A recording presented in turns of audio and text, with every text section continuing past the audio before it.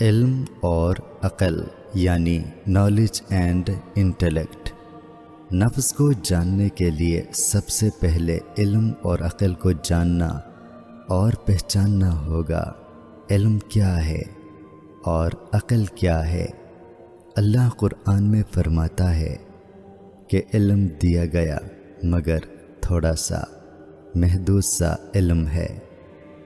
فرمایا گیا ترجمہ: اور یہ لوگ تجھ سے روح کے متعلق سوال کرتے ہیں، کہہ دو روح میرے رب کے حکم سے ہے، اور تمہیں جو علم دیا گیا ہے وہ بہت ہی تھوڑا ہے۔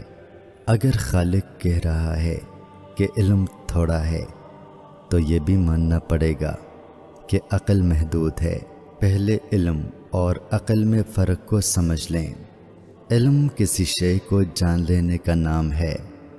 خود کو جاننے کے لیے ہمیں تلاش کرنا ہوگا کہ ہمارے علم کا معیار کتنا ہے، اس کی پہنچ کہاں تک ہے۔ تو بات یہاں پہنچتی ہے کہ علم اپنی اصل میں کیا ہے۔ علم کی اصلیت تک پہنچنے کے لیے ہمیں خیال کو جاننا ہوگا، کیونکہ ذہن کی حرکت علم کی حرکت ہے، یعنی علم خیال سے متحرک ہوتا ہے۔ خیال یادداشت کا نام ہے، ڈیٹا ہے۔ اگر کسی کی یادداشت کھو جائے تو اس کی سوچ ختم ہو جاتی ہے یا بے ترتیب ہو کر علم کے بگاڑ میں تبدیل ہو جاتی ہے اور پاگل پن کا ظہور ہوتا ہے۔ ہمارے تمام تر خیالات ہماری مکمل ترین یادداشت ہیں، اور ہماری تمام تر یادداشت ہمارا ماضی ہے۔ غور کیجئے، کیا ایسا نہیں ہے؟ ہمارے پاس مستقبل کی کوئی یادداشت نہیں ہے، کوئی ڈیٹا نہیں ہے، حال کے اندر فی الوقت ہم خود موجود ہیں۔ اس کا مطلب یہ ہے کہ تمام یادداشت ماضی ہے، جو ہو چکا ہے وہ ہمیں یاد ہے، اور یہی یاد ہمارا خیال ہے۔ مصنف پر یقین کرنے کی بجائے ان سطروں کی شک کی نگاہ سے دیکھیں اور اپنا تجزیہ خود کریں۔ جن تجربات و احساسات سے ہم گزر چکے وہ ہمارا ماضی ہے۔ ہم نے کہیں پڑھا، کہیں سے سنا، کہیں دیکھا، جو کچھ چکھا، سونگا، جو بھی اپنی ساری زندگی محسوس کیا وہ ہمارا تجربہ ہے، ہمارا ادراک ہے۔ یہ ہمارا ماضی ہے، اور ہمارا ماضی ہی ہمارا تمام تر علم ہے۔ ہمیں مستقبل کا کوئی علم نہیں، حال کے تجربے سے ہم اس وقت گزر رہے ہیں، اس لیے ہمارا سارا علم ہمارا ماضی ہے۔ علم اپنی حقیقت میں ماضی ہے، یہ ایک حقیقت ہے۔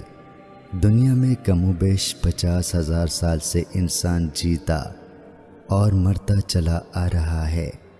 کسی کو علم نہیں کہ کتنی تعداد ہے، نہ کوئی گن سکتا ہے، یہاں تک کہ آج کل ہر روز 6 ارب سے اوپر آدم جی رہا ہے، مر رہا ہے۔ اپنے ہم جنسوں کی اتنی عظیم تعداد کے درمیان جیتا ہوا انسان بے حقیقت شے ہے۔ اس کے تجربات لازم ہے کہ محدود تر کہلائیں، چونکہ اس کی ذاتی زندگی ایک محدود دائرے میں چل رہی ہے۔ اس لیے اس کے پاس ماضی کی صورت میں جو معلومات موجود ہیں، جسے وہ علم کہتا ہے، وہ الا قلیل ہے، دیا گیا مگر بہت تھوڑا سا۔ عقل، انٹلیکٹ، اس علم کو استعمال کرنے کا نام ہے۔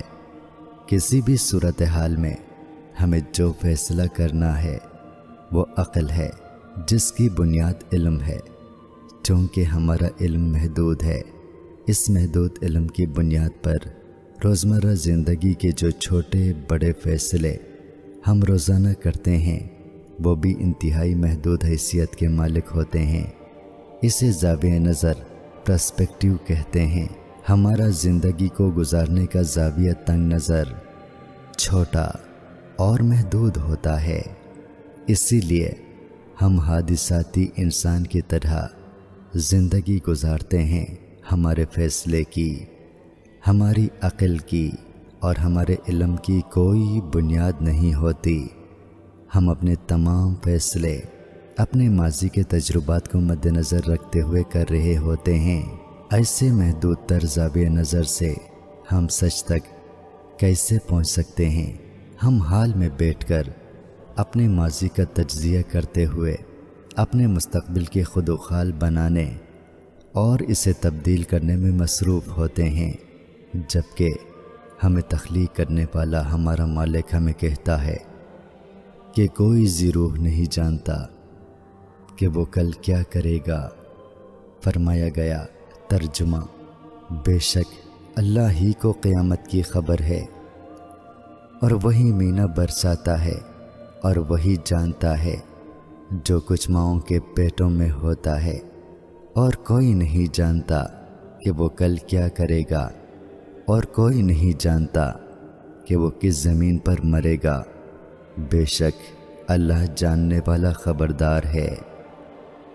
جب اللہ نے فرمایا کہ میں زمین پر اپنا نائب انسان کو بنانے والا ہوں، تو فرشتوں نے حیرت سے کہا کہ اے رب، یہ تو خون بہانے اور فساد کرنے والا ہے۔ اللہ نے کہا جو میں جانتا ہوں وہ تم نہیں جانتے۔ پھر اللہ نے آدم کو کچھ چیزوں کے نام سکھا دیے۔ پھر ایک مدت بعد فرشتوں سے پوچھا کہ ان اشیاء کے اسما بتاؤ۔ انہوں نے عاجزی کی کہ اللہ تو نے جو بتایا ہم وہی جانتے ہیں، اس سے زیادہ کچھ نہیں۔ پھر آدم کو حکم دیا تو اس نے نام بتلا دیے۔